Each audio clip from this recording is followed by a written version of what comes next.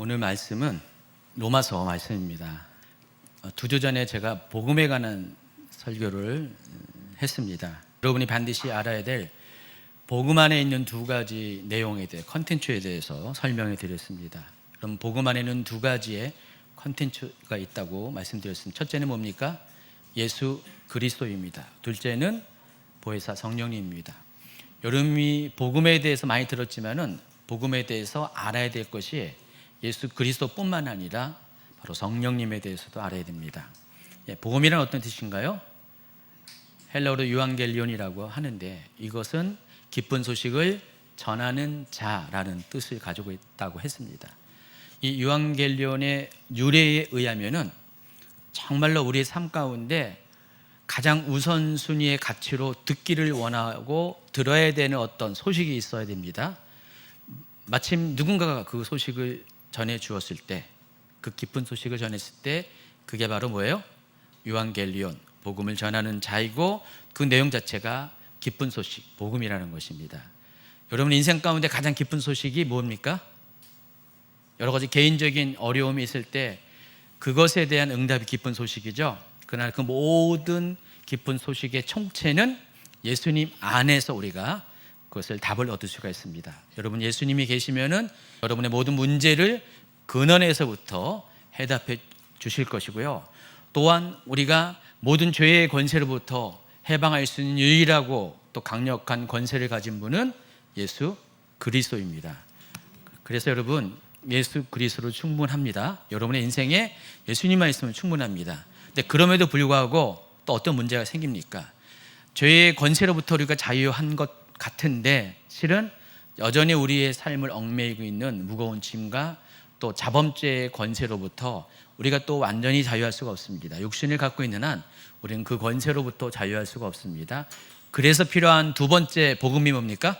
기쁜 소식이 성령님입니다. 그래서 성령님은 죄와 사망의 법에서 여러분을 해방시켜 주실 것입니다. 생명의 성령의 법이 죄와 사망의 범에서 여러분을 자유케 해준다고 로마서 8장 1절은 분명히 말씀해 주고 있습니다. 그러므로 여러분 예수 그리스도가 첫 번째 복음의 내용이고 두 번째 복음의 내용은 성령님입니다. 우리가 지난 2주 전 설교에서 제가 이 말씀을 전해드렸습니다. 기억하십니까? 그랬더니 몇몇 분들이 로마서 말씀을 계속 이어서 전해달라는 부탁을 했어요.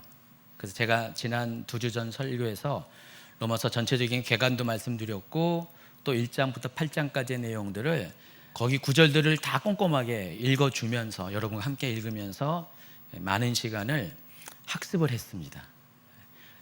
공부하는 거 싫어할 줄 알았더니 여러분들이 오히려 좋아하시고 한 번 더 이것을 계속해서 이어서 풀어달라고 요청을 했습니다.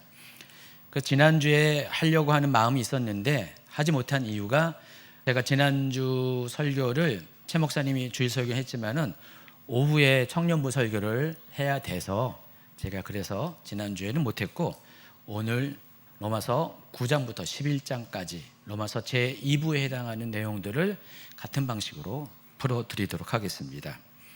시간 관계상 본론으로 바로 진입합니다. 자, 로마서 제2부는 로마서 9장부터 11장까지가 해당하고요. 제1부에서 사도 바울은 무엇을 이야기했습니까? 하나님의 의에 대해서 이야기했습니다. 하나님의 의가 과연 무엇인가? 의라는 것은 뭐죠? 옳다라는 것입니다. 옳음이라는 뜻입니다.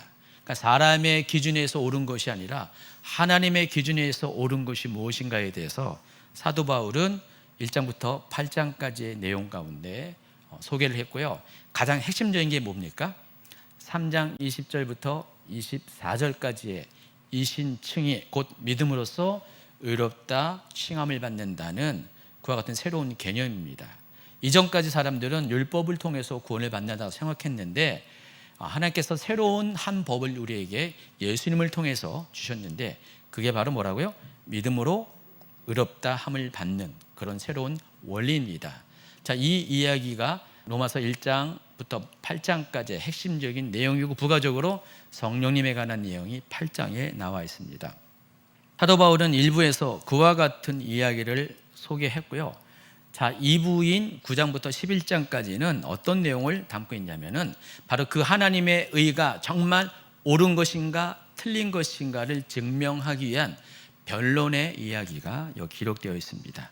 자, 그런데 사도 바울은요, 그것을 변론할 때 어떤 방법을 썼냐면은 유대인을 끌어들입니다. 그러니까 유대인에 관련한 하나님의 그들을 다루시고 이끄시는 모든 과정을 통해서 정말로 하나님의 방식이 옳은 것인지 하나님의 의가 맞는지 그것을 증명하고자 한다는 것입니다.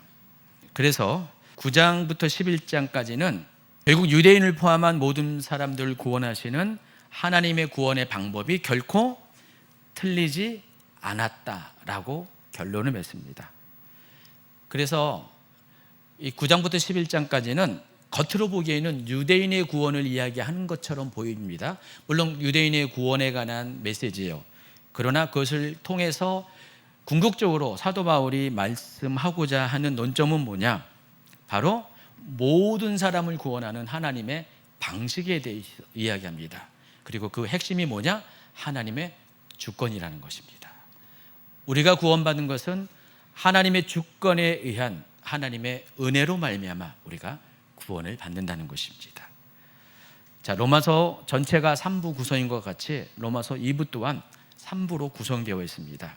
그래서 9장 1절부터 29절까지는 이스라엘의 과거에 대한 이야기를 합니다. 자, 이스라엘의 과거는 어떠냐? 하나님의 선택을 받았다. 하나님의 선택을 받은 민족이 이스라엘이다. 그 얘기를 합니다. 좀 이따 자세히 설명할 겁니다. 그리고 9장 30절부터 10장 21절은 이스라엘의 현재에 대해서 현재 상태가 어떠냐? 그럼에도 불구하고 선택받은 민족임에 불구하고 하나님께 버림을 받았다. 그리고 제3부인 11장 1절부터 36절까지는 이스라엘의 미래에 대해서 이야기합니다. 지금은 버림받은 것처럼 보이지만은 하나님의 궁극적인 계획은 그들을 다시금 회복시켜 주는 것이다. 자, 이 모든 과정들이 유대인의 과거와 현재와 미래, 유대인의 선택과 버림과 회복을 통해서 결국은 무엇을 얘기하냐? 유대인뿐만 아니라 우리 모든 이방인을 포함한 사람들이 그와 같은 과정을 통해서 하나님의 구원을 경험하게 된다. 자, 그 이야기를 합니다. 그렇기 때문에 하나님의 구원 방식이 결코 틀리지 않았다. 결론을 맺게 됩니다. 여기까지는 어렵지 않죠? 이야기한 거예요. 이제 구체적으로 조금 더 이해하겠습니다. 지금까지는 10%밖에 얘기한 거 90%가 이제 지금부터입니다. 자, 로마서 9장 1절부터 29절까지 2부의 첫 번째 파트입니다. 자, 로마서 9장 1절부터 29절에서 사도 바울은요, 먼저는 이스라엘 민족과 하나님과의 아주 특별한 관계를 언급합니다. 과거 이스라엘이 하나님 앞에서 어떤 민족이었는 것을 증언을 합니다. 자, 그 전에 1절부터 3절까지는 이스라엘 민족을 향한 사도 바울의 개인적인 마음을 이렇게 고백합니다. 같이 있습니다. 나는 그리스도 안에서 참말을 하고 거짓말을 하지 않습니다. 내 양심이 성령을 힘입어서 이것을 증언하여 줍니다. 나에게는 큰 슬픔이 있고 내 마음에는 끊임없는 고통이 있습니다. 나는 육신으로 내 동족인 내 교례를 위하는 일이면 내가 저주를 받아서 그리스도에게서 끊어질지라도 달게 받겠습니다. 저는 1절부터 3절까지의 말씀을 보면서 사도 바울의 심정이 많이 느껴집니다. 사도 바울의 이 말이 결국은 정말 제대로 하나님을 아는 사람이라면은 정말 하나님의 사랑이 무엇인지를 그 깊이와 넓이와 높이를 아는 사람은 전에는 나 자신만 사랑했지만은 그러나 하나님 안에서 하나님이 택하신 소속한 이 공동체를 사랑한다는 것이 어떤 의미인지를 좀 많이 느끼게 됩니다. 여러분 하나님을 사랑하죠? 그럼 여러분 나라와 민족을 사랑합니까? 제가 보니까 이 나라와 민족을 제일 사랑하는 그 그룹이 기독교인이더라고요. 다른 사람들은요, 이 나라가 어떻게 되면 화를 내고 뭐 불평 불만을 토하지만요, 이 기독교인들은 어떻게 반응하냐? 기도를 합니다. 이 나라를 품고 기도를 합니다. 그래서 지난번에 우리가 10월 27일 날 광화문 쪽 그리고 여의도에서 현장에서 한 110만 명이 모였고 전체 200만 명이 모였는데 그 집회도 정말 나라를 사랑하는 이 민족을 사랑하는 기독교인들의 마음이, 하나님을 사랑하는 기독교인의 마음들이 그 현장으로 모든 사람들을 달려오게 했다는 걸 많이 느낍니다. 정말로 여러분, 제대로 된 신앙이라면 이 나라 민족을 사랑합니다. 더불어서 여러분, 그게 또 여러분의 하나님보다 앞서서 우선순위의 신앙이 돼서는 안 됩니다. 그렇게 좀 약간 곁나가는 분도 있어요. 그러나 기본적으로, 보편적으로, 일반적으로 믿는 자들은 당연히 하나님을 사랑할 수밖에 없다는 사실을 아시기 바랍니다. 자, 9장 4절 5절을 같이 읽도록 하겠습니다. 내 동족은 이스라엘 백성입니다. 그들에게는 하나님의 자녀로서의 신분이 있고 하나님을 모시는 영광이 있고 하나님과 맺은 언약들이 있고 율법이 있고 예배가 있고 하나님의 약속들이 있습니다. 족장들은 그들의 조상이요 그리스도도 육신으로는 그들에게서 태어나셨습니다. 그는 만물 위에 계시며 영원토록 찬송을 받으실 하나님이십니다. 아멘. 좋습니다. 최 목사님이 같이 읽어줬습니다. 오전에 이거 너무 많이 성경을 읽었더니 제가 막 말이 꼬이고 배가 고프고 그랬거든요. 난 그래서 갑자기 이 마이크를 올려가지고 갑자기 여자 목소리가 들려가지고 마이크를 올리면 그런 건가? 여기까지 잘 들어오는가 착각을 했습니다. 그래서 많이 듣던 목소리 같기도 한데 몰랐어요. 계속 해주기 바랍니다. 자, 4절 5절을 보면은요, 이스라엘 민족이 하나님 앞에 어떤 민족인가 잘 설명되어 있습니다. 이스라엘 민족은 하나님의 자녀로서의 신분을 가진 민족입니다. 또 하나님을 모시는 영광에 참여한 민족입니다. 하나님과 맺은 언약들이 있고 하나님부터 받은 율법이 있습니다. 그리고 하나님 앞에 드리는 예배가 있고요. 아브라함과 같은 창세기의 모든 족장들이 바로 그 이스라엘 민족의 조상들이었습니다. 그리고 더 중요한 것은 육신으로는 그리스도, 그 만물 위에 계시며 영원토록 찬송을 받으신 하나님이신 그 예수님이 이스라엘 민족 가운데서 출생하셨습니다. 정말 대단한 민족이지 않습니까? 그래서 이스라엘 민족은 이와 같은 자신들의 민족적 정체성에 대해서, 하나님과의 관계 안에서 민족적 정체성에 대해서 자긍심을 가졌습니다. 그게 바로 국민의식이라고 합니다. 자, 그런데 사도 바울은요, 유대인들이 하나님과의 관계에서 그 누리는 그 모든 것들보다 더 중요한 것이 있다고 말합니다. 혈통보다 더 중요한 것이 있는데 그것은 하나님의 약속을 받은 자냐 그렇지 않은 자냐, 자, 그것을 이야기합니다. 그래서 지금의 이스라엘 민족이 과거에 속한 이스라엘의 정체성보다 더 중요한 것이 하나님의 약속을 가진 민족인가, 그것을 말씀을 하고 있습니다. 그래서 혈통적으로 아무리 아브라함의 자손이라고 한다고 해도 그들이 진정한 하나님의 자손이 아닐 수가 있다는 것입니다. 오직 하나님의 진정한 자손은 이삭의 경우처럼 하나님의 약속을 품은 약속의 자녀가 하나님의 참 자손이라는 것입니다. 그 내용이 9장 6절부터 8절까지 기록되어 있습니다. 또 같이 있습니다. 그러나 하나님의 약속의 말씀이 패했다고는 할 수 없습니다. 이스라엘에게서 태어난 사람이라고 해서 다 이스라엘 사람이 아니고 아브라함의 자손이라고 해서 다 그의 자녀가 아닙니다. 다만 이삭에게서 태어난 사람만을 너의 자손이라고 부르겠다 하셨습니다. 이것은 곧 육신의 자녀가 하나님의 자녀가 되는 것이 아니라 약속의 자녀가 참 자손으로 여겨지리라는 것을 뜻합니다. 아멘. 아멘. 7절 후반부에 보면은 이삭에게서 태어난 사람만을 너의 자손이라 부르겠다. 자, 이 말이 어디 나와 있냐? 창세기 21장 12절에 나와 있습니다. 이것도 같이 있습니다. 하나님이 아브라함에게 이르시되 내 아이나 내 여종으로 말미암아 근심하지 말고 사라가 내게 이른 말을 다 들으라. 이삭에게서 나는 자라야 내 씨라 부를 것임이니라. 이삭에게서 나는 자라야 내 씨라 부를 것이다 라고 했습니다.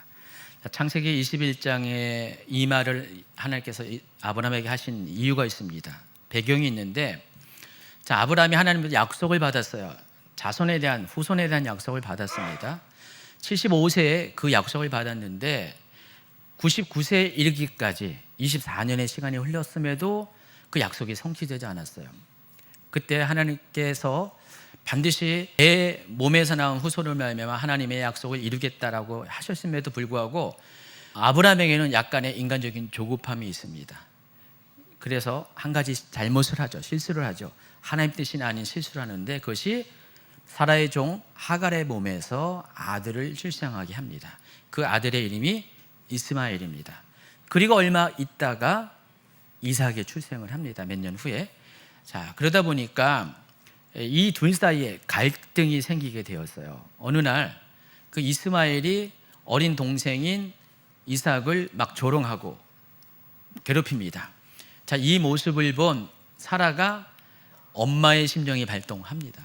그래서 아브라함에게 바가지를 긁어요. 도대체 종의 배에서 낳은 이 이스마엘이 내 아이 이삭을 희롱하는데 당신은 어떻게 이걸 가만두고 볼 수 있냐? 그래서 뭐라고 요청하냐면은 모자를 쫓아낼 것을 요청을 합니다. 자, 이야기를 들은 아브라함은 심각한 고민에 빠지게 됩니다. 아무리 그래도 육신적으로는 이스마엘이 자기 아들이잖아요. 그러다 보니까 이것 때문에 아마 갈등하고 깊은 시름 가운데 있었어요. 하나님께서 이 모습을 지켜보시고 고민하는 아브라함에게 단호히 말씀하신 것이 창세기 21장 12절의 내용이라는 것입니다. 그래서 11절부터 12절까지 한 번 더, 이번에는 세 번역으로 한번 읽어보도록 하겠습니다. 이 말을 들은 아브라함은 무척 괴로웠다. 하갈이 낳은 아들도 자기 자식이었기 때문이다. 그러자 하나님께서 아브라함에게 이르셨다. 아브라함아, 저 아이와 계집종 하갈 때문에 그렇게 괴로워하지 말아라. 사라가 내게 말한 대로 다 하여라. 내가 너에게 내 후손들이 엄청나게 불어나리라고 약속한 것은 바로 이삭을 통해서 그렇게 된다는 말이다. 때때로요, 우리는 하나님이 하시는 일, 하나님의 생각을 이해할 수가 없습니다. 우리의 짧은 지식과 경험과 또 시간의 한계 안에서 사는 우리는 시간 너머의 시간의 주관자 되신 하나님의 생각과 그 깊음을 때로는 이해할 수가 없습니다. 그리고 우리가 옳다고 생각하는 것들이 하나님의 기준과 다를 때가 많이 있습니다. 그래서 이 아브라함의 경우는 무엇이 옳다고 생각했습니까? 바로 혈통. 하나님 그래도요, 내 자식이잖아요. 그래도 이것은 천륜 아닙니까? 어떻게 그 아이를 버릴 수가 있습니까? 그래서 혈통을 중시하는 마음에서 고민을 했습니다. 그러나 하나님은요, 혈통보다 뭘 중시했습니까? 약속을 중요하게 생각하십니다.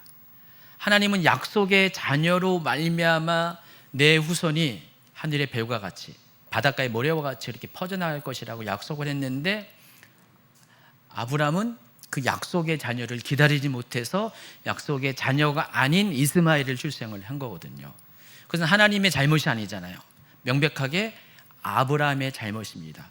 그러나 아브라함은 자기가 잘못을 했지만은 그래도 혈통에 대한, 혈육에 대한 그 옳음의 기준을 내려놓을 수가 없었다는 것입니다.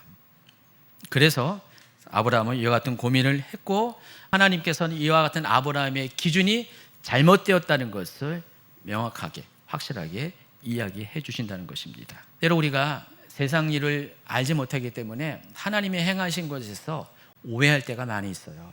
우리의 기준을 가지고 오해할 때가 많이 있습니다. 아브라함도 그랬거든요. 우리도 그럴 때가 있어요. 하나님 그래도 이건 아니지 않습니까? 아브라함이 이거 그래도 내 자식이 아닙니까? 라고 항변한 것처럼 여러분의 삶 가운데 어떤 특별한 일이 생겼을 때 그래도 하나님, 내가 하나님을 신뢰하고 하나님을 존중하고 하나님을 말씀을 순종하지만은 그래도 이 장면에서 이것만큼은 아니지 않습니까? 라고 말할 때가 가끔씩 있어요. 아마 지금도 그와 같은 항변을 하시는 분이 어쩌면 이 자리에 계실 수가 있다는 것입니다. 그러나 시간의 한계를 넘어선 하나님은요, 우리가 보지 못하는 것들을 다 바라보고 계세요. 지금 우리가 눈으로 보는 이 일이 전부가 아니라는 것을 하나님은 다 알고 계세요. 이스마엘의 예도 마찬가지입니다. 결국 하나님은 이스마엘을 향한 계획이 따로 있으셨어요. 결코 버린 게 아니에요. 결코 이스마엘을 버린 게 아니라 하나님은 이스마엘을 향한 계획이 그 계획대로 이루어지기까지 하나님의 일부 과정 가운데 하나님이 이스마엘과 하갈을 내어 쫓는 것도 그 계획 가운데 포함되어 있다는 것입니다. 아브라함의 집에서 나가야지만 하나님의 계획이 이루어지거든요. 그것 때문에 하나님은 이렇게 말씀하세요. 그러나 아브라함은 그것조차 몰랐잖아요. 아직까지는 몰랐잖아요. 그렇기 때문에 이와 같이 혈통에 매여서 하나님의 뜻과 자신의 뜻 가운데서 망설이고 고민을 했다라는 것입니다. 자, 다시 로마서로 가면은요, 사도 바울은요, 그와 같은 하나님의 뜻과 인간의 뜻 사이에서 갈등할 때 하나님은 어떻게 하나님의 뜻을 이루는가를 성경의 예를 통해서 두 가지를 소개를 합니다. 첫 번째가 방금 소개했던 그 아브라함의 아들 이삭의 경우입니다. 9장 9절을 같이 읽습니다. 그 약속의 말씀은 내년에 내가 다시 올 때쯤에는 사라에게 아들이 있을 것이다 한 것입니다. 내년에 내가 다시 올 때 사라에게 아들이 있을 것이다. 어디서 한 말씀입니까? 창세기 18장 10절과 14절입니다. 내년 이맘때 내가 반드시 내게로 돌아오니 내 안에 사라에게 아들이 있으리라. 기한이 이를 때 내가 내게로 돌아오니 사라에게 아들이 있으리라. 하나님은 두 번이나 걸쳐서 이와 같은 말씀하셨습니다. 자, 이처럼 하나님께서는 여자로서는 이미 도저히 자녀를 낳을 수 없는 나이에 이른 사라에게 1년 뒤에 아들을 주시겠다는 약속을 하십니다. 여러분이 만약에 사라라면은, 여기 보니까 사라라는 이름을 가진 분이 몇 분 계세요, 여기요.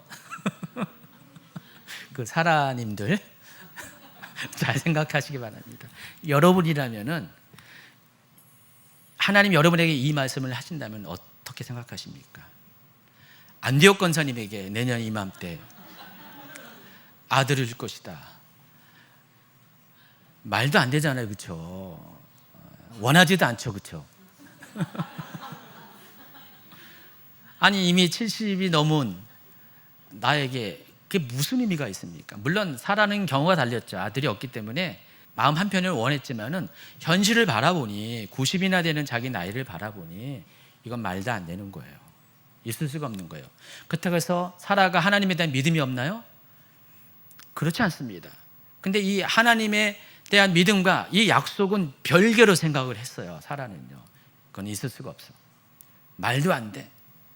그래서 사라가 이 얘기를 듣고 나서 하나님에 대한 반응이 어떤지 12절은 이렇게 말씀을 하고 있습니다. 아브라함과 사라는 나이가 많아 늙었고 사라에게는 여성의 생리가 끊어졌는지라. 사라가 속으로 웃고 이르되 내가 노쇠하였고 내 주인도 늙었으니 내게 무슨 즐거움이 있으리요. 사라는 이 말을 듣자마자 웃었다 그랬어요. 말도 안 되지. 하나님 얘기는 듣긴 들었는데 근데 보면은 그나마 말로 표현하지 않고 속으로 웃었어요. 속으로. 근데요, 알고 보면요, 아브라함은 사라보다 더했습니다. 지금 이 이야기는 창세기 18장의 이야기죠. 근데 그 앞장의 창세기 17장에서 하나님은 사라보다 앞서서 아브라함에게 이야기를 했어요. 여러분이 사라만 기억하죠. 근데 아브라함 이야기가 앞장에 나와 있어요. 근데 보세요. 사라는 속으로 웃었는데 아브라함은 어떻게 해요? 겉으로 읽었어요. 다만 어떻게 해요? 하나님이 안 보실 거 생각해서 엎드려서 킥킥대고 웃었던 거죠. 사라는 겉으로는 웃지는 않았지만 속으로는 웃었어요. 근데 아브라함은 사라보다 더했다는 것입니다. 엎드려서. 근데 여러분, 엎드린다고 하나님이 못 봅니까? 속으로 웃는다고 하나님이 모르십니까? 하나님은 사람의 중심을 아시는 하나님이신데. 근데 사라도 그렇고 아브라함도 하나님의 말씀을 듣자마자 웃었다는 것입니다. 솔직히 사라보다 아브라함이 더 믿음이 없는 것처럼 보입니다. 그렇다고 해서 아브라함이 믿음이 없습니까? 아니에요. 아브라함은 믿음이 있어요. 사라도 믿음이 있습니다. 믿음의 조상의 부부입니다. 그럼에도 불구하고 이렇게 웃는 것은 하나님에 대한 믿음과 이 약속은 별개라는 것입니다. 하나님이 때로 여러분의 인생 가운데 어떤 특별한 하나님의 계획에 대한 약속을 주실 수가 있어요. 근데 여러분이 하나님을 신뢰하고 하나님을 믿어요. 근데 그럼에도 불구하고 그 약속을 이와 같이 반응하는 경우가 있을 수가 있다는 것입니다. 저도 인생 가운데 몇 번 이런 경험을 한 것 같아요. 저는 하나님을 신뢰해요. 하나님을 사랑해요. 믿어요. 근데 어떤 순간에 내 현실, 내 상황 가운데서 도저히 맞지 않는 어떤 말씀을 하실 때가 가끔씩 있어요. 저도 잘 못 믿겠더라고요. 하나님을 사랑하지만 그거와 별개로 내 반응은 웃지는 않았어요. 그렇지만은 잘 믿어지지가 않아요. 믿어지지 않는다는 것보다도, 불신보다도 그것이 믿음으로 반응을 안 하게 되더라고요. 하나님 말씀하시는데 네 맞아요, 하나님 꼭 그렇게 되어야 돼요, 그렇게 믿음으로 반응해야 정상인데 되는 것을 별로 기대를 안 해요. 그런 경우가 가끔씩 있어요. 여러분도 그렇지 않습니까? 근데 만약에 여러분이 그렇지 않는다면요, 아마 하나님 말씀하신 것이 다 이루어졌을 거예요. 그렇죠? 근데 여러분이 그것을 신중하게 믿음을 반응하지 않았기 때문에 여러분이 이 모양 이 꼴이에요 지금. 만약에 여러분이 신중하게 반응했다면 여러분 지금보다 훨씬 더 나아진 모습의 사람들로 서 계실 확률이 더 많을 것입니다. 그래서 여러분 옆에 사람들에게 얘기하세요. 믿지 않아서 이 모양 이 꼴이다.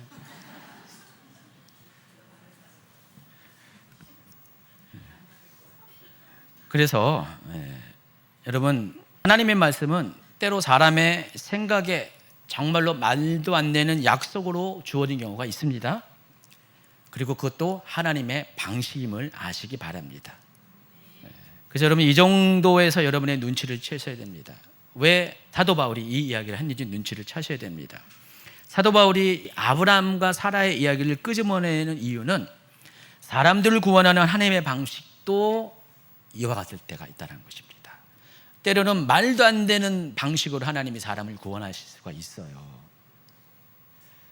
우리 보기에 나이스하지 않는 방법을 하나님이 사람을 구원할 수가 있어요.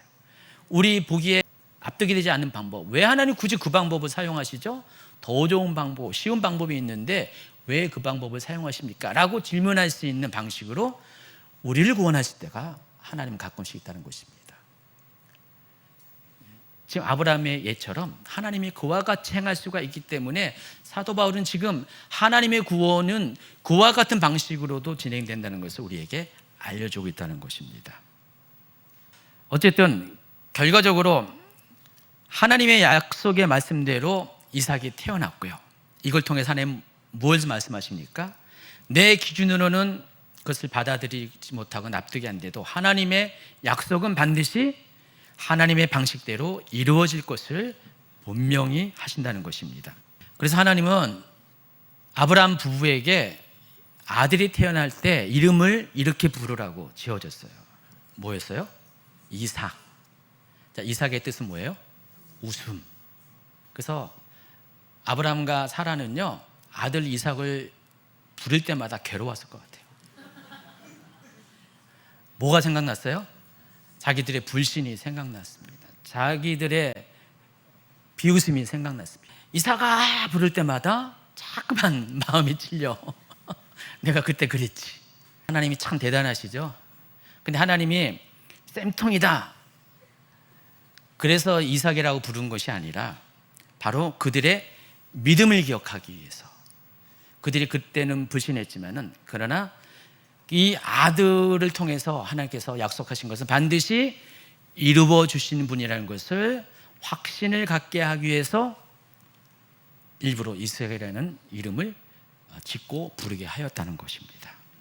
두 번째는 야곱의 경우입니다. 이삭의 아내 리브가가 쌍둥이를 임신했습니다. 그들이 아직 태어나기도 전에 그들이 무슨 선이나 악을 행하기 전이었음에도 불구하고 하나님께서는 일방적으로 뭐라고 말씀하냐면은 창세기 25장 23절입니다. 같이 있습니다. 여호와께서 그에게 이르시되 두 국민이 내 태중에 있구나. 두 민족이 내 복중에서부터 나누이리라. 이 족속이 저 족속보다 강하겠고 큰 자가 어린 자를 섬기리라 하셨더라. 제가 쌍둥이잖아요. 저도 저희 어머니 뱃속에 야곱과 에서처럼 같이 있었어요. 제가 태어나서 서로 형 아우를 굉장히 따졌어요. 솔직히 억울했거든요. 제가 15분 차이로 태어났습니다. 근데 어릴 때는요, 형제 간에 우리가 치고받고 싸우진 않았지만은 특히 서로 간에 얄미울 때가 많이 있어요. 그거 아시죠? 자매들끼리 그런 거 많이 경험하잖아요. 근데 남자들끼리 그래요. 쌍둥이니까 더더욱 그런 것들이 느껴지게 되는데 그때마다 뭐라고 했냐면요, 내가 너보다 형이다. 왜냐면은 아이를 잉태할 때 실은 제가 들은 얘기가, 주워 들은 것 같아요. 들은 얘기가 먼저 태어나는 사람이 원래는 늦게 착상이 된 거다, 순서적으로. 그런 얘기를 언젠가 들었어요. 그러니까 내가 엄마 뱃속에서 태어난 건 내가 먼저고, 너는 비록 뱃속에서 나온 거는 네가 먼저지만은 먼저는 나야 라는 생각으로 서로 어릴 때 내가 형이다, 네가 형이다, 그런 얘기했어요. 그래서 더 싸울까 봐 우리 아버지가 이름을 아예 우리 형한테는 형이라는 이름을 지어줬어요. 전 규효잖아요. 규형. 형용자는 아니에요. 형통한 형자인데. 그래서 옛날에 그랬거든요. 형이, 야, 너 왜 형이라고 안 불러? 내가 불렀잖아. 규형이라고 불렀잖아. 하면서 막 대꾸한 적도 있어요. 그리고 형은 또 그래요. 봐, 내 이름도 형이잖아 하면서. 어릴 때 얘기입니다. 재밌는 얘기가 있었습니다. 야곱과 에서가 뱃속에서부터 싸웠어요. 복중에서 싸우니까 리브가가 너무 이상한 거예요. 아니, 얘들은 태어나기 전부터 싸워. 그래서 이것 때문에 하나님께 나아갈 때 하나님께서 이 말씀을 하셨다는 것입니다. 정말 말도 안 되는 하나님의 말씀이었어요. 왜냐하면 이때 당시만 해도요, 이 장자권은 너무나 소중한 시대였어요. 장자권은요, 그냥 간섭적인 법이었습니다. 비록 뭐 하나님의 율법은 아니었어도 이때는 아직 율법이 없는 시대였잖아요. 이 장자권은 그 사회에서 모든 사람들이 당연히 마땅히 절대적으로 지켜야 되는 법 중에 법이었습니다. 그러니까 어느 가정이든지 장자가 중요했어요. 왜냐하면 그 가정의 유업을 이을 자이기 때문에. 그래서 유산을 물려줄 때도요, 아무리 자녀가 많아도 장자는 무조건 모든 아버지의 재산의 50%를 차지하게 되어 있습니다. 그리고 장자는 아버지의 축복권을 그대로 계승하는 사람이었습니다. 아브라함은요, 이스마엘 문제로 인해서 하나님의 뜻과 자신의 뜻 가운데 갈등이 있었어요. 근데요, 이삭은 어떤 갈등이 있습니까? 이 장자권의 문제로 인해서. 하나님은 장자권을 누구에게 줬어요? 뱃속에서부터 야곱에게 주신 거예요. 왜 야곱에게 주셨어요? 하나님은 야곱이 태어나기 전부터 모든 야곱의 일생을 아신 거예요. 야곱을 통한 하나님의 계획, 야곱을 통해서 이스라엘 민족이 태어났고요. 그 모든 것들을 하나님은 미리 아셨어요. 그래서 야곱에게 장자권의 축복을 주신 거예요. 그러나 이삭은 그것을 알 수가 없잖아요. 알 수가 없으니까 뭐 하나님의 말씀을 하셨지만은 계속해서 자기의 생각과 기준을 포기할 수가 없었어요. 그래서 창세기 내용을 쭉 보면은요, 이 둘이 태어난 이후의 내용을 쭉 보면은요, 이삭은 하나님이 말씀하신 것을 알면서도 계속해서 암암리에 아들 에서를 자꾸만 밀어요. 그렇죠? 무슨 내용인지 여러분 충분히 이해할 수가 있죠. 마지막으로 죽기 전에 기도할 때도요, 이삭은 장남인 에서에게 아버지로서 장남에게 주는 그 축복을 하기를 원했었어요. 그래서 야곱 모르게 에서에게 가서 들에 가서 사냥을 해서 그것을 가지고 와서 내가 평소에 좋아하는 별매를 해주면 내가 마음껏 너를 축복하겠다, 그렇게 했어요. 근데 그걸 리브가가 싹 들었잖아요. 근데 리브가는 어떤 사람이었습니까? 이삭과 달리 뭐가 있었어요? 약속을 받은 사람이었어요. 이삭은 약속을 받은 자가 아니었어요. 그래서 리브가는 하나님의 그 약속을 이루기 위해서 비록 편법을 사용했지만은 장자권을 결국은 야곱이 받을 수 있도록 일을 꾸며댑니다. 자, 이런 성경을 볼 때 여러분 이해가 안 되잖아요. 왜 하나님의 방식도 이해가 안 되고 리브가의 방식도 이해가 안 되잖아요. 그러나 뒤에 나오겠지만 그 하나님이 하시는 모든 것들은 사람의 짧은 생각으로는 다 헤아릴 수가 없다는 것입니다. 우리가 항상 큰 틀에서 모든 세상을 봐야 돼요. 항상 큰 틀에서 하나님의 계획도 봐고 여러분의 개인의 인생도 봐야 되고요, 되어지는 일도 바라보는 습관이 필요합니다. 저는 그래서 설교도 할 때 통으로 하잖아요. 큰 틀에서 이야기하잖아요.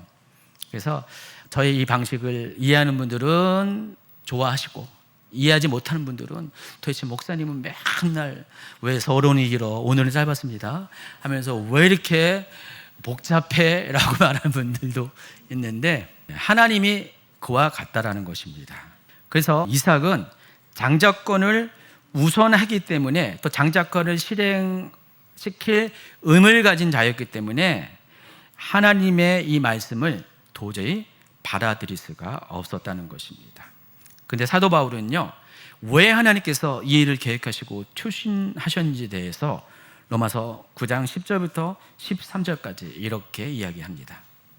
그뿐만 아니라 리브가도 우리 조상 이삭 한 사람에게서 쌍둥이 아들을 수태하였는데, 그들이 태어나기도 전에 무슨 선이나 악을 행하기도 전에 택하심이라는 원리를 따라 세우신 하나님의 계획이 살아있게 하시려고, 또 이러한 일이 사람의 행위에 근거하는 것이 아니라 부르시는 분께 달려있음을 나타내시려고 하나님께서 리브가에게 말씀하시기를 형이 동생을 섬길 것이다 하셨습니다.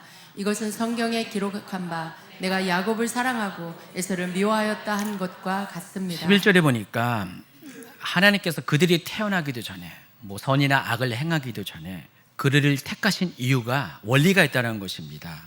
하나님의 계획이 살아있게 하시려고. 두 번째, 이러한 일이 사람의 행위에 근거하는 것이 아니라 부르신 분께 달려있다는 것을 알게 하시려고. 쉽게 말하면은 이 모든 것은 하나님의 마음이라는 거예요. 다시 말해서 하나님의 주권이라는 것이고요, 하나님의 선택이라는 것입니다. 근데 하나님이 주권, 하나님의 선택은 인간의 생각과는 달리 항상 옳은 곳을 향해서 최종적으로 나아갑니다. 지금은 우리가 사람들이 이해할 수 없다 할지라도 하나님의 선택은 결코 실수가 없으세요. 근데 이것을 나타내 보이려고 이와 같은 방식을 택하셨다라는 것입니다. 그래서 이 두 가지 예를 통해서 사도 바울이 말하고자 하는 것은, 혈통보다 중요하고 사회의 전통과 사람의 생각보다 중요한 것이 뭐라고요? 하나님의 약속이라는 것입니다.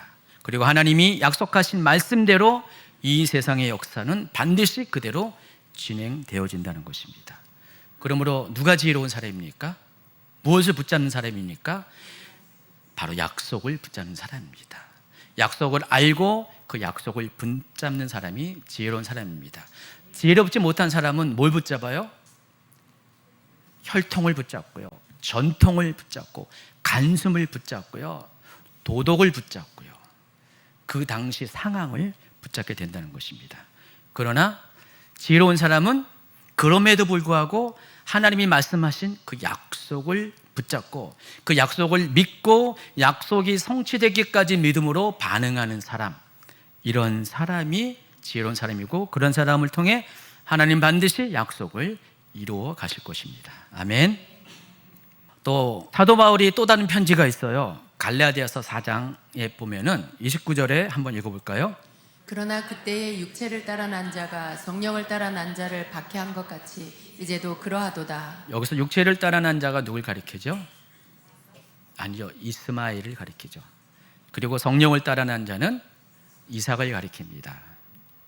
그래서 이 육체를 따라 난 자, 바로 이스마엘이 상징하는 바는 이 갈라디아 안에서는 율법을 상징합니다.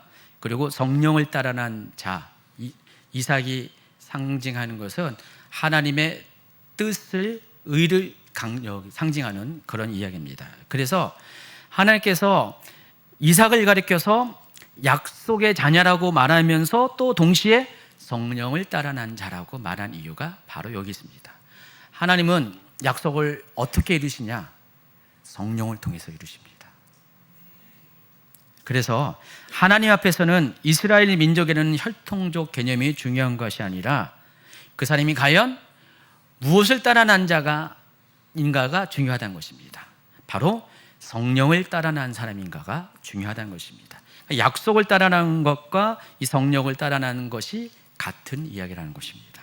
그러므로 사도 바울은 어느 누구도 이와 같은 하나님의 선택에 대해서 하나님은 공평한 분이 아니야 라고 말할 수 없다고 합니다. 자, 로마서 9장 14, 15, 16절입니다. 그러면 우리가 무엇이라고 말을 해야 하겠습니까? 하나님이 불공평하신 분이라는 말입니까? 그럴 수 없습니다. 하나님께서 모세에게 말씀하시기를 내가 긍휼히 여길 사람을 긍휼히 여기고 불쌍히 여길 사람을 불쌍히 여기겠다 하셨습니다. 그러므로 그것은 사람의 의지나 노력에 달려 있는 것이 아니라 하나님의 자비에 달려 있습니다. 15절 후반부에 내가 긍휼히 여길 사람은 긍휼히 여기고 불쌍히 여길 사람은 불쌍히 여기겠다라는 말씀은 출애굽기 33장 19절의 말씀이고, 사도 바울은 이 말씀을 인용하면서 뭐라고 합니까? 사람을 불쌍히 여기는 것도 하나님의 선택, 주권이라는 것입니다. 하나님이 사람 보기에 저 사람은 불쌍히 여길 필요가 없어 라고 생각할 수도 있어요. 그러나 하나님이 불쌍히 여기면은 불쌍히 여김을 받는다는 것입니다. 근데 제가 보니까 대부분의 경우 하나님 다 불쌍히 여겨요. 모든 사람을 다 불쌍히 여겨서, 하나님 여러분 불쌍히 여기지 않았으면 여러분 여기 와 있습니까? 여러분 정말 불쌍한 사람들이에요. 그래서 여기 온 거예요. 하나님 불쌍히 여기 아니면 여기 올 수가 없어요. 여러분 구원받을 수가 없습니다. 그렇기 때문에 모든 것은 하나님의 자비에 달려있다라고 말을 하는 것입니다. 그렇기 때문에 이와 같은 하나님의 선택에 대해서 그 누구도 말할 수가 없습니다. 구원을 위한 선택은 전적으로 창조주이신 하나님의 바로 하나님의 주권이기 때문에 그렇습니다. 자, 21절부터 23절은 또 토기장이의 예를 통해서 이 부분을 더 증명을 합니다. 토기장이에게 흙 한 덩이를 둘로 나누어서 하나는 귀한 데 쓸 그릇을 만들고 하나는 천한 데 쓸 그릇을 만들 권리가 없겠습니까? 하나님께서 하신 일도 마찬가지입니다. 하나님께서 진노하심을 보이시고 권능을 알리시기를 원하시면서도 멸망받게 되어 있는 진노의 대상들에 대하여 꾸준히 참으시면서 너그럽게 대해 주시고 영광을 받도록 예비하신 자비의 대상들에 대하여 자기의 풍성하신 영광을 알리시고자 하셨더라도 어떻다는 말입니까? 토기장이가 흙 한 덩이 가지고 반을 쪼개서 하나는 귀에 있을 그릇, 하나는 천에 있을 것을 만들어도 그걸 가지고 사람들이 뭐라고 할 수 없다는 것입니다. 여러분 그렇지 않잖아요. 왜냐하면 토기장이 마음이에요. 토기장이가 이걸 통해서 이루고자 하는 토기장이의 계획이 있기 때문에 그렇습니다. 하나님도 토기장이와 같다는 것입니다. 때로는 하나님이 정말 나를 귀에 있을 용도로 만들 수가 있고요, 또 그렇지 않은 용도로 만들 수가 있어요. 근데 흙인 여러분이, 사람 원래 흙으로 만들어졌잖아요. 흙인 여러분이 그와 같은 하나님에 대해서 하나님 너무하지 않습니까? 이 사람은 이렇게 귀하게 쓰이고 나는 이렇게 천하게 쓰인 건 말이 됩니까? 하면서 원망하며 따질 수는 있어요. 왜냐하면 특히 이해해요. 그렇지만 따져서는 안 된다는 것입니다. 왜냐하면 하나님의 주권이기 때문에 그렇다는 것입니다. 그래서 우리가 눈으로 보는 현실 가운데선 우리가 하나님의 차별이 있다고 생각하지만은, 그러나 시간이 가고 최종적인 결과를 보면은 하나님께서는 각각의 그릇 모두가 하나님의 필요에 의해서 용도가 있기 때문에 사용했다는 것을 어느 날 알게 된다는 것입니다. 어쨌든 이와 같은 하나님의 주권적 선택으로 인해서 다음 두 가지의 결과가 가능합니다. 먼저는 로마서 9장 24절부터 26절까지인데, 이 같은 하나님의 방식 때문에 유대인뿐만 아니라 이방인들도 믿음의 자녀로 부름을 받게 되었다고 이렇게 이야기합니다. 읽어주세요. 하나님께서는 우리를 부르시되 유대 사람 가운데서만이 아니라 이방 사람 가운데서도 부르셨습니다. 그것은 하나님이 호세아의 글 속에 하신 말씀과 같습니다. 나는 내 백성이 아닌 사람을 내 백성이라 하겠다. 내가 사랑하지 않던 백성을 사랑하는 백성이라고 하겠다.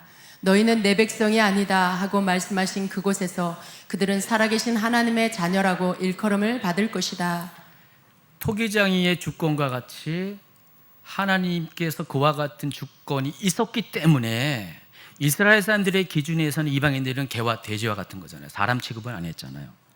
그런데 하나님은 그들을 불쌍히 여기셔서 내 백성이 아닌 사람들을 내 백성이라고 하시겠다라고 하는 하나님의 선택과 결단이 있게 되었다는 것입니다. 누가 혜택을 받습니까? 이방인들이, 여러분들이 혜택을 받았습니다. 만약에 이와 같은 하나님의 주권적 선택이 없으면 여러분은 여전히 천국에 못 갈 사람이 될 수가 있어요. 예전의 기준에 의하면은. 그러나 하나님은 여러분도 사랑하시기 때문에 여러분을 선택하기 위해서 이와 같은 하나님의 주권을 발동하셨다는 것입니다. 또 반대로 혈통적으로 이스라엘 사람이라고 해서 모두가 구원받는 것은 아니라고 사도 바울은 말합니다. 이스라엘 중에서도 오직 구원받을 사람은 따로 있다는 거예요. 구원받을 사람은 정해져 있다는 것입니다. 로마서 9장 27절부터 29절입니다. 그리고 또 이사야는 이스라엘을 두고 이렇게 외쳤습니다. 이스라엘 자손의 수가 바다의 모래와 같이 많을지라도 남은 사람만이 구원을 얻을 것이다. 주님께서는 그 말씀하신 것을 온전히 그리고 조속히 온 땅에서 이루실 것이다. 그것은 또한 이사야가 미리 말한 바 만군의 주님께서 우리에게 씨를 남겨주지 않으셨더라면 우리는 소돔과 같이 되고 고모라와 같이 되었을 것이다 한 것과 같습니다. 자, 이와 같이 이방인도 그렇고 유대인도 그렇고 하나님이 그들을 대하는 방식이 어때요? 공평하지 않습니까? 공평합니다. 유대인 입장에서 약간 억울한 것 같아도 전체적으로 보면 하나님의 방식은 공평하다는 것입니다. 자, 여기까지가 로마서 제2부의 첫 번째 파트고요. 자, 두 번째 파트 로마서 9장 30절부터 10장 21절까지고요. 아까 말씀드린 것처럼 이 부분에서는 이스라엘의 현재 상태에 대해서 얘기합니다. 하나님부터 버려짐을 당했다라고 말합니다. 지금까지 설명한 바와 같이 구원은 전적으로 하나님의 자비, 긍휼에 근거한 하나님의 선택입니다. 그러므로 구원에 있어서 혈통도 사람의 행위도 중요하지 않습니다. 오직 중요한 것은 무엇일까? 자, 9장 30절은 이렇게 말합니다. 그러면 우리가 무엇이라고 말해야 하겠습니까? 의를 추구하지 않은 이방 사람들의 의를 얻었습니다. 그것은 믿음에서 난 의입니다. 유대인의 기준에 의하면 전혀 의롭지 않은데 율법도 모르고 하나님의 말씀도 지키지 않은 이방인들이 의롭다함을 얻었다는 거예요. 근데 그 의가 뭐냐? 믿음으로 난 의다라는 것입니다. 그래서 두 번째 파트는 사도 바울이 당시에 이스라엘의 현재 상황을 보고하는 것부터 시작합니다. 자, 31절부터 32절. 그런데 이스라엘은 의의 율법을 추구하였지만 그 율법에 이르지 못하였습니다. 어찌하여 그렇게 되었습니까? 그들은 믿음에 근거하여 의에 이르려고 한 것이 아니라 행위에 근거하여 의에 이르려고 했기 때문입니다. 그들은 걸림돌에 걸려 넘어진 것입니다. 이스라엘 민족은 율법을 통해서 하나님의 의를 이루기로 했습니다. 그 하나님의 의의 결과는 천국 가는 거죠. 구원받는 거잖아요. 그러니까 율법을 통해서 구원받기를 원했지만은 결국은 율법도 지키지 못해요. 사람이 어떻게 율법을 다 지킬 수가 있습니까? 불가능하죠. 그래서 그들은 율법을 통해서 구원을 받으려고 했지만은 그것은 행위에 근거한 방식이었기 때문에 결코 그것을 갖고는 구원을 받을 수가 없다는 것입니다. 오히려 그것이 걸림돌이 되어서 넘어지게 되었다는 것입니다. 그래서 이스라엘의 실상에 대해서 로마서 이제 10장으로 넘어갑니다. 2절과 3절은 이렇게 이야기합니다.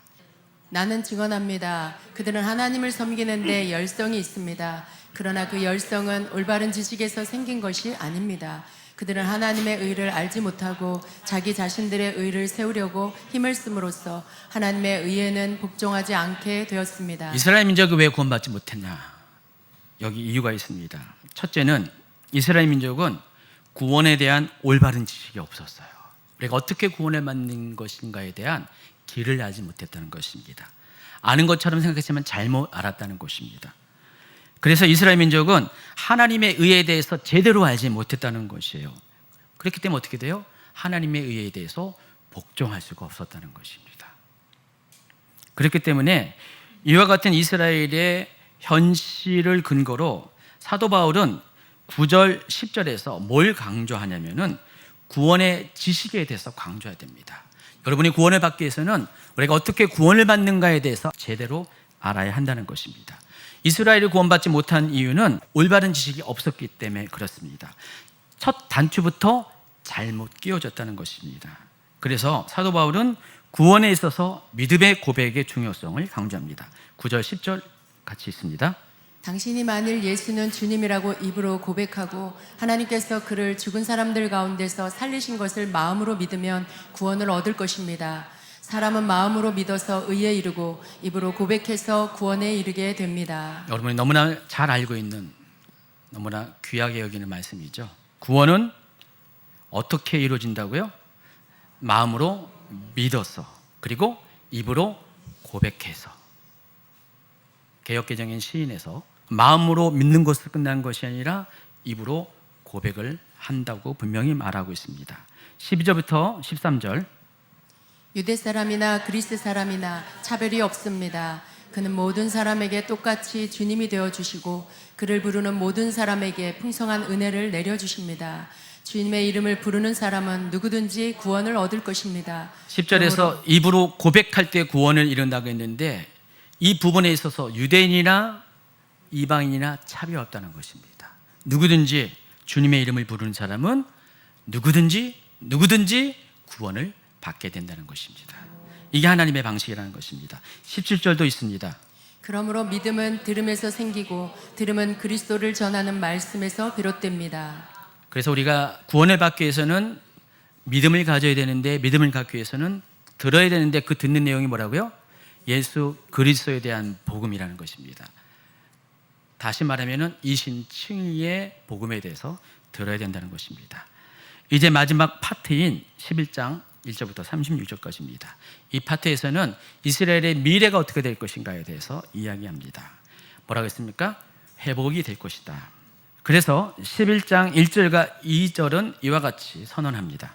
그러면 내가 묻습니다. 하나님께서 자기 백성을 버리신 것은 아닙니까? 그럴 수 없습니다. 하나님께서는 미리 하신 자기 백성을 버리지 않으셨습니다. 이스라엘 민족을 위해서 미리 하신 자기 백성, 그러니까 여러분보다 먼저 하신 자기 백성이라는 것입니다. 결코 버리지 않는다는 것입니다. 그래서 사도 바울은 이스라엘 민족이 하나님께 버려진 것 같이 보일지라도 그들 중에는 남은 자가 있음을 주장합니다. 그래서 자신의 주장을 뒷받침하기 위해서 열왕기 19장에 기록된 엘리야 시대의 7,000명의 남은 자, 바알과 아사랴에게 절하지 않은 하나님 신앙을 그대로 유지하는 7,000명의 남은 자 이야기를 끄집어냅니다. 자, 로마서 11장 3절 4절입니다. 주님, 그들은 주님의 예언자들을 죽이고 주님의 제단들을 헐어버렸습니다. 남은 것은 나 혼자밖에 없는데 그들은 내 목숨마저 찾고 있습니다. 그런데 하나님께서는 그에게 어떻게 대답하셨습니까? 내가 바알에게 무릎을 꿇지 않은 사람 7,000명을 내 앞에 남겨두었다 하셨습니다. 엘리야가 이와 같이 3절에 있는 내용처럼 열왕기상 19장 10절 14절의 내용인데 이와 같이 하나님께 말씀드렸어요. 그랬더니 하나님께서 열왕기상 19장 18절에서 내가 바알에게 무릎 꿇지 않는 사람 7,000명을 내 앞에 남겨두었다 말씀하셨다는 것입니다. 이어지는 5절에서는요, 이들이 택해져서 남겨진 것 또한 하나님의 은혜임을 선언합니다. 이와 같이 지금 이 시기에도 은혜로 택하심을 입은 사람들이 남아 있습니다. 그래서 예전에 이스라엘 민족 가운데 남겨진 자 7,000명이 있는 것처럼 지금 현재 이스라엘 민족 가운데서도요, 앞서 10장에서는 이스라엘이 다 버려졌다고 그랬잖아요. 그럼에도 불구하고 하나님의 은혜로 택하심을 받아서 남겨진 자들이 있다고 사도 바울은 주장을 한다는 것입니다. 따라서 결과적으로 이방인의 구원은 어찌 보면 구원의 원가지인 이스라엘 민족의 구원을 위한 하나님의 계획 가운데 하나로 보아야 한다는 것입니다. 그러니까 우리는 거꾸로 생각하잖아요. 우리를 구원하기 위해서 유대인을 사용했다고 하는데 사도 바울의 여기서의 관점은 그거예요. 유대인을 구원하기 위해서 이방인은 우리를 사용했다는 거예요. 자, 11절입니다. 그러면 내가 묻습니다. 이스라엘이 걸려 넘어져서 완전히 쓰러져 망하게끔 되었습니까? 그럴 수 없습니다. 그들의 허물 때문에 구원이 이방 사람에게 이르렀는데 이것은 이스라엘에게 질투하는 마음이 일어나게 하려는 것입니다. 그들의 불신 때문에 받아들이지 못한 때문에 구원이 이방 사람에게 임했어요. 구원의 선택이 그쪽으로 갔는데 그런 하나님의 최종적인 계획은 그것을 통해서 이스라엘로 하여금 질투하게 해서 다시 한번 하나님께로 돌아가게 하는 것이 하나님의 계획이라는 것입니다. 그러면서 11절에 뭐라고 말씀하냐? 이스라엘의 허물이 세상의 부요함이 되고 이스라엘의 실패가 이방 사람의 부요함이 되었다면 이스라엘 전체가 바로 설 때에는 그 복이 얼마나 더 엄청나겠습니까? 그러니까 이스라엘의 허물이 오히려 세상 사람에게 부요함이 되었어요. 그들의 실패가 이방 사람들에게 부요함이 됐어요. 그 덕분에 우리가 예수님을 알게 됐죠. 그런데 만약에 이스라엘이 제대로 믿음 안에서 예수 그리스도를 믿는 믿음 안에서 바로 쓴다면 어떻게 되냐, 그 얘기를 하는 거예요. 그 복이 얼마나 대단하겠냐는 것입니다. 저는 그래서 마지막 때가 오게 되면은요, 마지막 환난의 시즌이 도래하게 된다면은 이스라엘 역할이 대단히 클 것 같아요. 이스라엘의 회복을 통해 사람들이 깜짝 놀랄 것 같아요. 지금도 이스라엘 내에 3만여 명의 메시아닉 주가 생긴 걸로 사람들이 깜짝 놀라잖아요. 어떻게 이스라엘 가운데 예수 믿는 자들이 이렇게 급속도로 생겨나냐. 이것 때문에 도전을 받잖아요. 근데 정말 이스라엘 민족이 다 돌아오게 될 때 그로 인해서 얻게 되는 파장은 대단할 것이라고 지금 이야기한다는 것입니다. 또 이어서 13절부터 사도 바울은 자신이 유대인이면서 이방인의 사도인 것을 언급하면서 이방인 성도들에게는 이와 같이 경고를 합니다. 13, 14절 이제 나는 이방 사람인 여러분에게 말합니다. 내가 이방 사람에게 보내심을 받은 사도이니만큼 나는 내 직분을 영광스럽게 생각합니다. 나는 아무쪼록 내 동족에게 질투심을 일으켜서 그 가운데서 몇 사람만이라도 구원하고 싶습니다. 계속해서 21, 22절 하나님께서 본래의 가지들을 아끼지 않으셨으니 젖붙은 가지도 아끼지 않으실 것입니다. 그러므로 하나님의 인자하심과 준엄하심을 생각해 보십시오. 하나님은 넘어진 사람들에게는 준엄하십니다. 그러나 그대가 하나님의 인자하심에 머물러 있으면 하나님이 그대에게 인자하게 대하실 것입니다. 그렇지 않으면 그대도 잘릴 것입니다. 하나님께서 본가지인 이스라엘을 아끼지 않으셨어요. 근데 하물며 젖붙인 가지인 여러분도 마찬가지라는 것입니다. 하나님이 미리 하신 바 된 하나님의 백성, 먼저 선택한 백성도 아끼지 않았는데 하물며 나중에 알게 된 여러분들에 대해서는 어찌 할 수 있는지 한번 생각해 보라는 것입니다. 만약에 여러분이 하나님 안에 머물러 있으면 그것은 전혀 여러분에게 해당되지 않을 것입니다.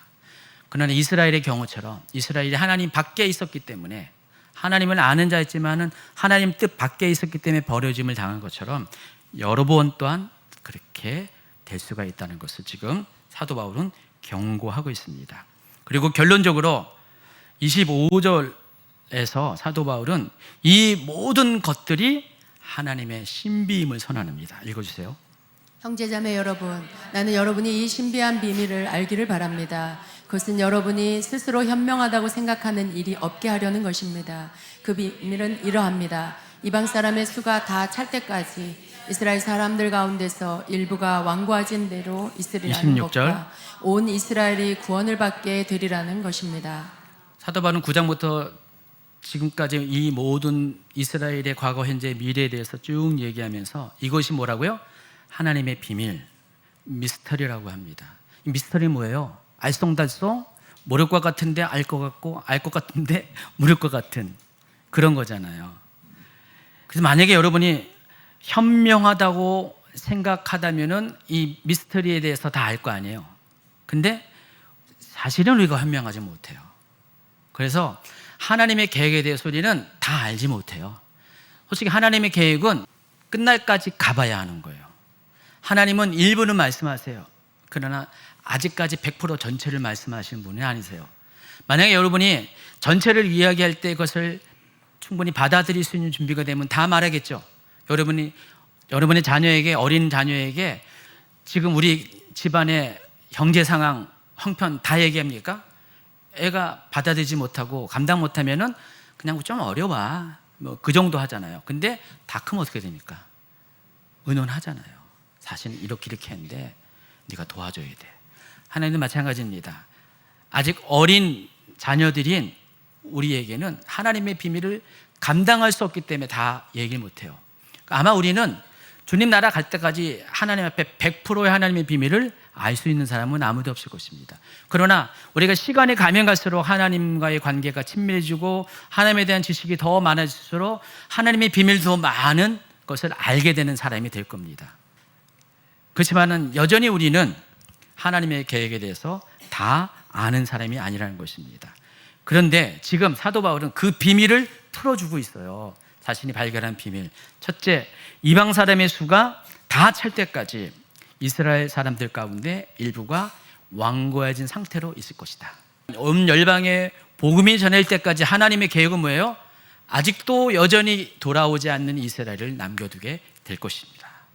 그러나 이것이 최종 결론이 아니라 마지막 때가 되면 하나님의 구원이 완성될 때가 되면은 하나님의 계획은 결국은 온 이스라엘이 구원을 받게 된다는 것입니다. 많은 분들이 대체 신학을 주장합니다. 지금 이 교회 시대가, 은혜 시대가 이스라엘이 없어도 이 믿는 자로 충분하다, 하나님의 복음 전파는 우리 이방인 성도들로 충분하다고 생각을 하다 보니까 이스라엘 역할이 끝났다. 아까 로마서 10장에서 머물러 있는 사람들이 많이 있어요.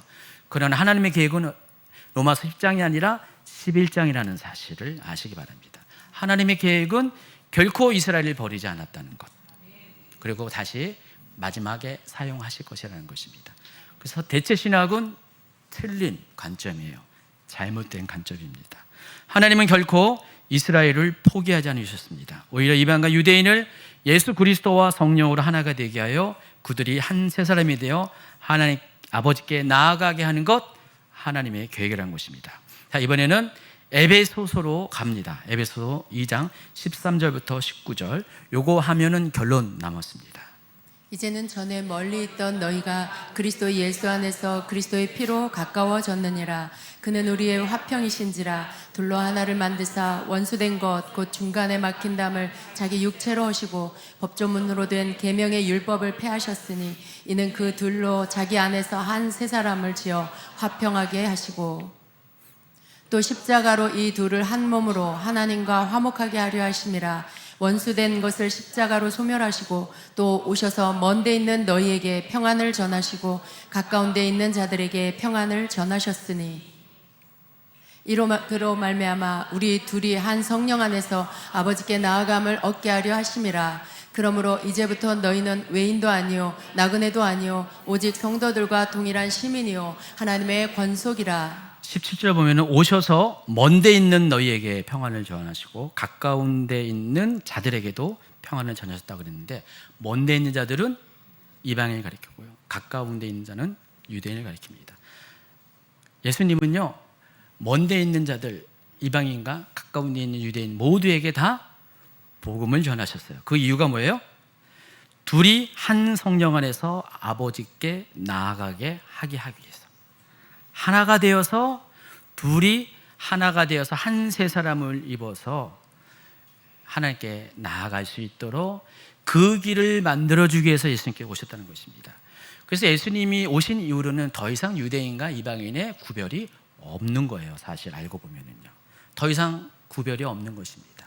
그냥 두 그룹 모두가 다 하나로서, 한 성도로서 하나님께 앞에 서 있는 신분의 변화가 생겼다는 것을 아시기 바랍니다. 이것이 바로 온 인류를 향한 하나님의 구원의 계획입니다.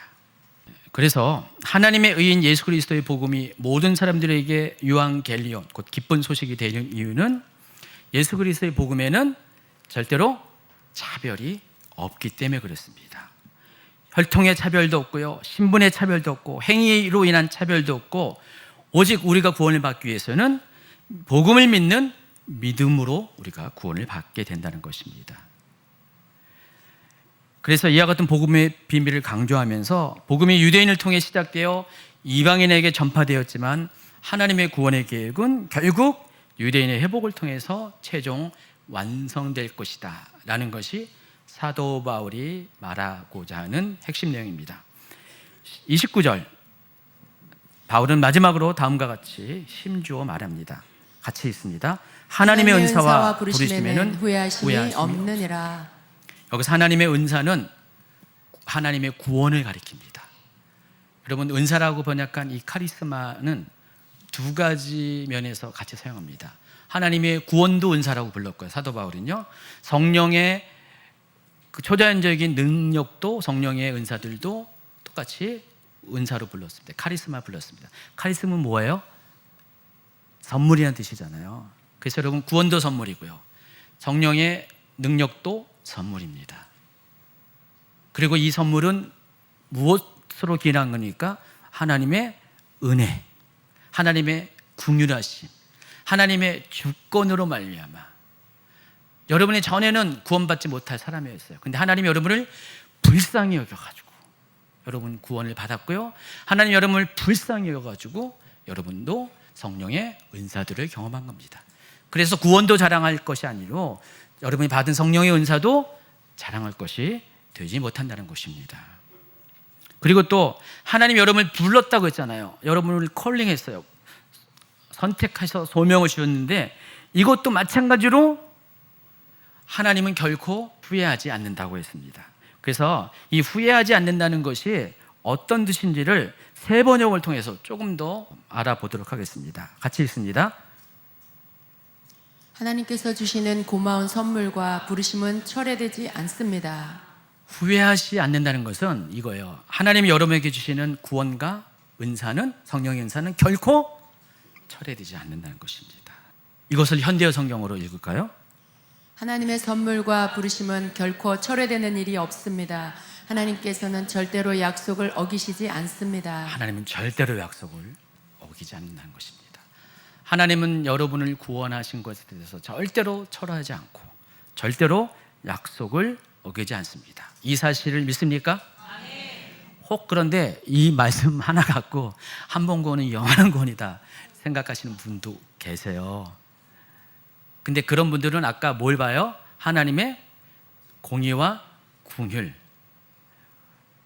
준엄하심과 자비하심을 동시에 바라봐야 됩니다. 성경은 한 면만 갖고 보면 안 돼요. 종합적으로, 통전적으로 봐야 됩니다. 진짜 마지막입니다. 하나님이 행하시는 모든 일이 때로 내 경험과 생각의 수준에서는 도저히 이해할 수 없을 때가 있습니다. 지금도 있고 앞으로도 있을 것입니다. 그러나 여러분이 뭘 믿어야 됩니까? 나는 이해하지 못해도 하나님이 행하시는 것은 절대로 실수가 없으시다는 것. 그리고 하나님은 반드시 약속하신 그 일을 끝까지 행하신다는 것. 그럼 그것을 신뢰합니까? 그래서 이제 사도 바울은 9장부터 이어온 하나님의 의된 변증을 마치면서 33절에 이와 같은 말씀을 합니다. 같이 있습니다. 시작. 하나님의 부유하심은 어찌 그리 크십니까? 하나님의 지혜와 지식은 어찌 그리 깊고 깊으십니까? 그 어느 누가 하나님의 마음을 헤아려 알 수 있으며 그 어느 누가 하나님의 길을 더듬어 찾아낼 수 있겠습니까? 사람이 아무리 똑똑하다 할지라도, 사람이 아무리 믿음의 수준이 있다 할지라도 우리는 하나님에 대해서 조금밖에 몰라요. 발밑에 있는 수준밖에 안 됩니다. 하나님의 뜻과 생각, 계획은 깊고 넓고 또 오묘합니다. 사람의 지혜로서는 하나님의 모든 것을 알 수가 없습니다. 그러나 그나마 다행인 것은 여러분 말씀을 통해서 하나님을 알았고, 그래서 하나님을 모르는 사람보다 조금 더 하나님의 그 길을 아는 사람이라는 것입니다. 특별히 예수 그리스도를 통한 하나님의 길, 성령님을 통한 하나님의 길에 대해서 여러분 누구보다 아는 사람입니다. 그렇기 때문에 이 모든 구원의 신비를 여러분이 간직하고 있기 때문에 이 신비를 누리는 여러분이 되어야 됩니다. 하나님의 주권적 선택에 의한 선물인 이 구원에 대해서 여러분이 믿음으로 받아들이시는 여러분이 되기를 예수님의 이름으로 축원합니다. 하나님 감사합니다.